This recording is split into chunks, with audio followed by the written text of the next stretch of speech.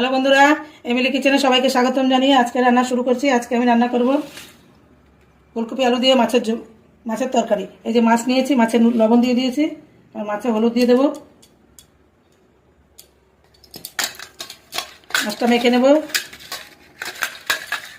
তেল গরম হয়ে গেছে, আর মাছ দিয়ে দেবো।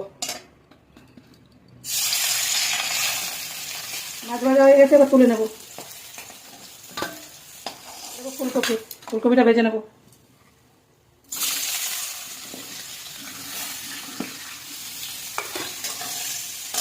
হলুদ দিয়ে দেবো।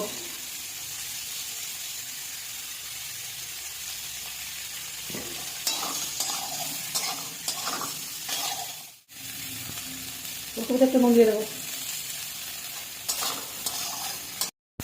ফুলকপি ভাজা হয়ে গেছে, এবার নামিয়ে নেবো।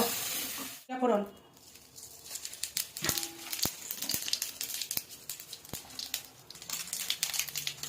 আর দিয়ে দেবো তেজপাতা, দিয়ে দেবো আলু।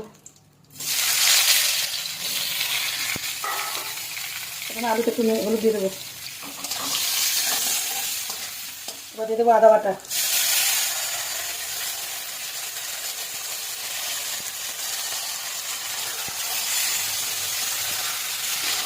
এবার দিলাম টমেটো কুচি,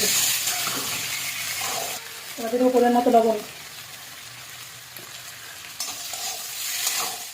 এবার দিয়ে দেবো ধনে গুঁড়ো, জিরে গুঁড়ো, লঙ্কা গুঁড়ো,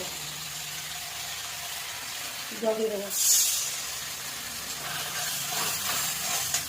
এবার দিয়ে দেবো হলুদ গুঁড়ো।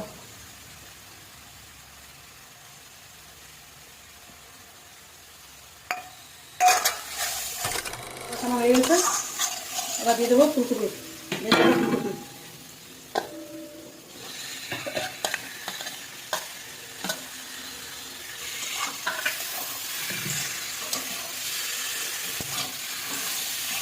এবার দিয়ে দেবো জল।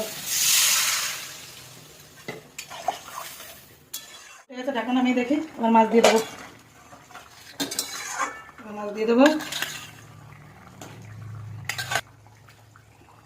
নামিয়ে নেবো। এবার নামাবার আগে একটু ভাজা জিরের গুঁড়ো আর ধনে পাতা দিয়ে নামিয়ে নেবো। ফুলকপি তরকারি, বাঁধাকপির তরকারিতে একটু ভাজা জিরের গুঁড়ো দিলে খেতে খুব। ফুলকপির তরকারি মাছ দিয়ে রান্না হয়ে গেছে। আশা করি আপনাদের ভালো লাগবে। যদি ভালো লেগে থাকে এইভাবে আমার পাশে থাকবেন।